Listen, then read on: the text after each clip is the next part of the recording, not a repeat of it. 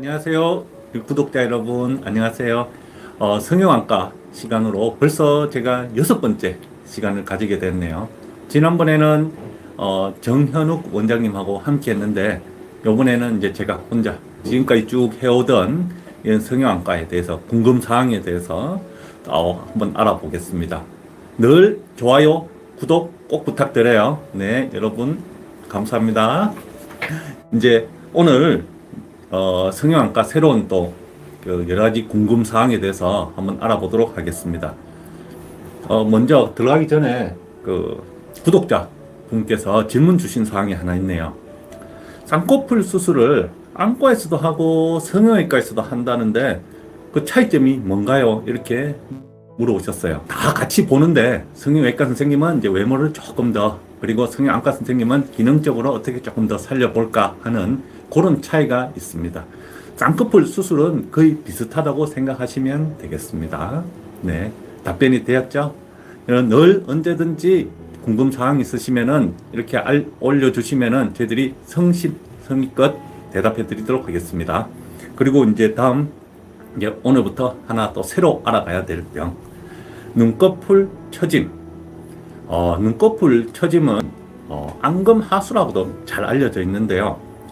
눈을 똑바로 뜨라고 했을 때, 똑바로 볼 때 눈을 크게 뜨지 못하는 그런 비정상적으로 눈꺼풀이 처져 있는 상황을 얘기합니다. 이렇게 뜨라 그러는데 크게 못 뜨고 이마를 이용해서 많이 뜨는 그런 분들이 있죠. 그래서 연세 드시면은 저절로 전반적으로 이제 눈꺼풀이 조금 처져요.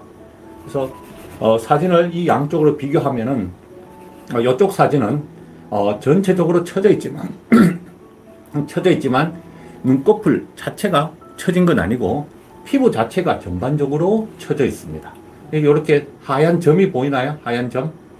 눈 동자의 동공 반사는 다 잘 보여요. 그래서 눈꺼풀이 처져서 어떤 눈 시야를 가리고 하진 않습니다. 그런데 이 반대쪽, 이쪽 사진을 보시면은 한쪽은 이 동공 빛이 보이지만 한쪽은 보이지가 않아요.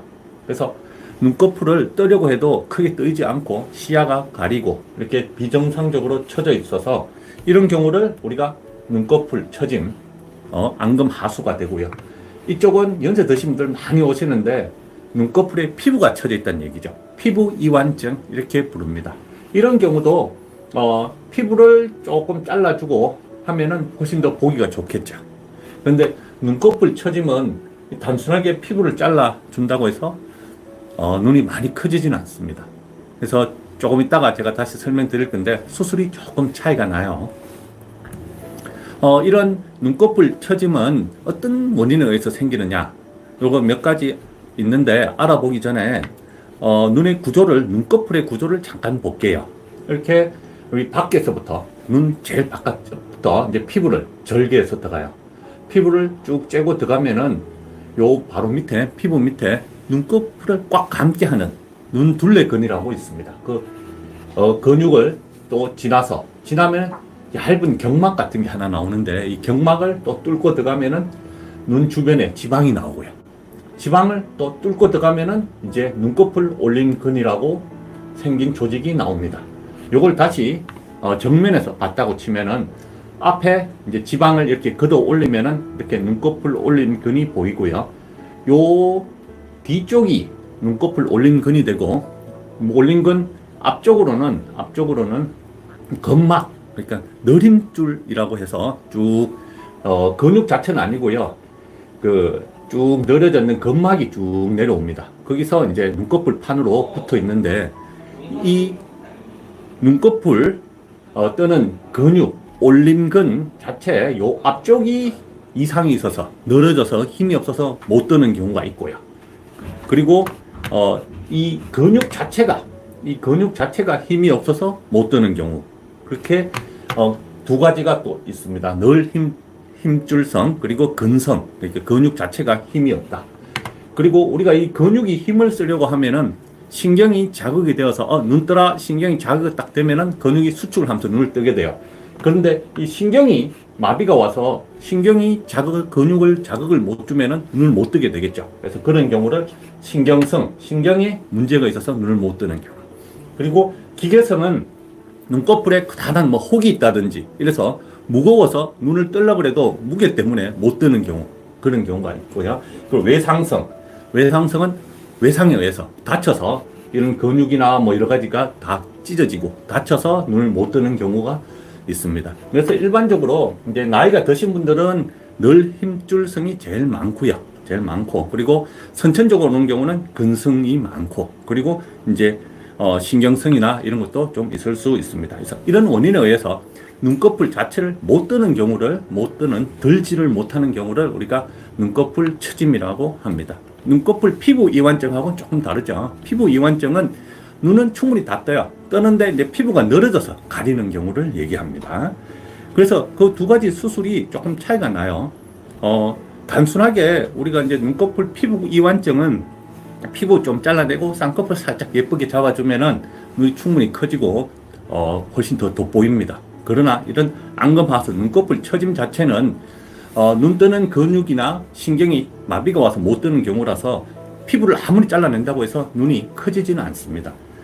눈꺼풀 올린 건의 기능이 힘이 얼마나 좋으냐에 따라서 수술이 약간 나눠지는데요. 대체로 이제 크게 두 가지가 합니다. 두 가지로 나누어집니다. 몇 가지 더 있어요. 근데 대체로 이렇게 나눠지는데, 눈꺼풀 올린 건 자체를 눈을 절개하고 눈꺼풀을 절개하고 들어가서 눈꺼풀 올린 건 자체를 찾아요. 찾아서 힘이 없으니까 그거를 일부 잘라냅니다. 잘라내서 아래 위 다시 딱 갖다 붙여서 탱탱하게 만들어주는 눈꺼풀 올린 건 절제술. 이렇게 이제 쌍꺼풀하고 수술이 완전히 다른 수술입니다. 그래서 눈 뜨는 근육을 찾아서 다시 붙여준다는 얘기입니다. 그리고 이런 경우를 할 수도 있고, 아니면 눈이 너무 뜨기 힘들다, 더 기능이 너무 없다 하면은 이제 실이나 여러 가지 그 끈 같은 걸로 쉽게 얘기해서 눈꺼풀하고 이마하고 묶어줘요. 묶어주면은 당연히 눈꺼풀이 이마에 묶이니까 당겨 올라가겠죠. 당겨 올라가서 이렇게 눈이 더 커집니다. 이런 방향으로 가야 되고, 이 두 가지 수술이 다 참 눈 크게 하고 하면서 좋지만 제일 단점이 하나가 있어요. 다시 늘어나지가 않아서 눈이 감기지가 않아요. 수술하고 난 다음에 조금 덜 감기는 부분이 나옵니다. 그래서 그거는 충분히 수술하기 전에 의사 선생님하고 상의하고 상담하고 수술을 결정해야 되겠어요. 그래서 오늘 알아본 거는 눈꺼풀 처짐, 그러니까 눈꺼풀 자체가 힘이 너무 없어서 눈을 충분히 못 뜨는 경우를 얘기하고, 피부가 늘어져서 이완되어 있는 경우를 하고는 다르다. 그래서 수술도 조금 달라야 된다. 이렇게 제가 설명드리고요. 다음 시간에는 또 더 자세하게 또 재밌는 내용 가지고 다시 돌아오도록 하겠습니다. 여러분 안녕. 다음에 뵐게요.